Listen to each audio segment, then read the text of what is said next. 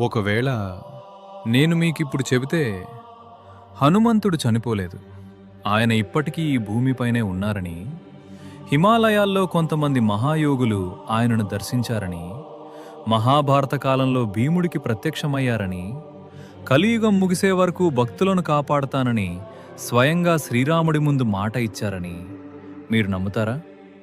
ఈరోజు మనం పురాణాలు, రామాయణం, మహాభారతం మరియు శాస్త్రాలలోని ఆధారాలతో తెలుసుకుందాం. హనుమంతుడు ఇంకా బ్రతికే ఉన్నాడా? త్రేతాయుగంలో అంజనాదేవి మరియు కేసరి మహారాజులకు వాయుదేవుని అనుగ్రహంతో జన్మించాడు హనుమంతుడు. బాల్యంలోనే సూర్యుణ్ణి పండుగా భావించి ఎగిరి పట్టుకోవడానికి వెళ్ళాడు. అతని శక్తి చూసి దేవతలందరూ ఆశ్చర్యపోయారు.